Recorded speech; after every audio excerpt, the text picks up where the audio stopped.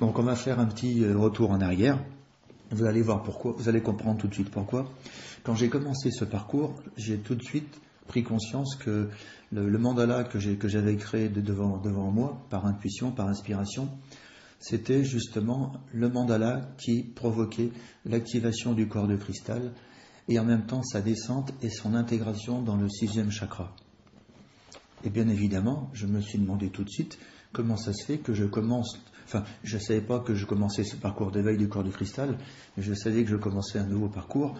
Et je me suis dit, tiens, c'est quand même curieux, comment ça se fait que j'ai commencé par ce mandala qui provoque l'activation et la descente et la fusion du corps de cristal avec les énergies du 6e chakra. Je me suis posé la question, mais bien évidemment, je n'ai pas eu la réponse. La réponse est venue au fil du temps. Elle est venue surtout parce que j'ai pris conscience que je suis resté à peu près 2 mois et demi à travailler sur ce chakra-là, à raison d'une demi-heure matin et soir. Donc 2 mois et demi, vous voyez, ça fait énorme.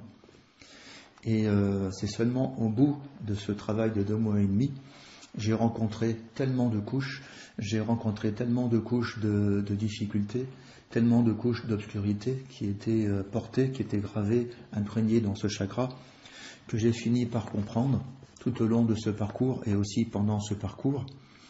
J'ai fini par comprendre, et c'est ça que je vais partager lors de la visioconférence d'enseignement sur l'importance de l'activation du 6e chakra. Je vais partager justement que je me suis rendu compte que le 6e chakra, il a été oublié. Il est un peu passé à la trappe au profit du chakra du cœur. C'est vrai que le chakra du cœur, il est bien évidemment essentiel. Si le chakra du cœur n'est pas ouvert, si nous ne fonctionnons pas en étant connectés à l'amour qui est en nous, effectivement, nous ne pouvons pas avancer. Mais en même temps, c'est comme si depuis quelques dizaines d'années, nous avons tellement mis l'accent sur le chakra du cœur que nous avons aussi oublié d'autres chakras qui sont tout aussi importants. Et notamment dans d'autres traditions, surtout les traditions orientales et égyptiennes, le chakra frontal, qu'on appelle aussi le chakra ajna dans les traditions indiennes, faisait l'objet d'une attention très particulière. Voilà. Et donc, à travers ce parcours de 2 mois et demi, j'ai fini par démonter et par comprendre, vraiment par réaliser le rôle majeur qu'a ce chakra sur le chemin d'éveil. On ne peut pas atteindre l'éveil en travaillant exclusivement que sur le chakra du cœur. Ça aussi, c'est une vérité erronée que je développerai plus tard. Tous les chakras sont essentiels pour atteindre l'éveil. C'est pour ça que ce parcours d'activation du corps de cristal en liaison avec les chakras principaux est vraiment important. J'ai envie aussi de partager avec vous, c'est qu'en faisant ce premier parcours d'éveil de mon chakra frontal, j'ai aussi pris conscience et découvert, vraiment avec une très très grande surprise, que ce chakra, il possédait en lui un énorme pouvoir dont pratiquement personne ne nous parle. Et donc ça, j'ai vraiment envie de partager ça avec vous, parce que vous verrez, c'est vraiment essentiel.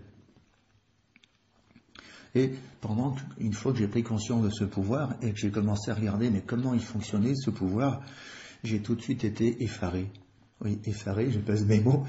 J'ai été effaré de voir qu'en réalité, ce pouvoir dont j'ignorais l'existence, et que je venais juste de comprendre, de découvrir, par mon expérience personnelle, et j'ai pris conscience qu'en réalité, à 90%, ce pouvoir, il fonctionnait contre moi.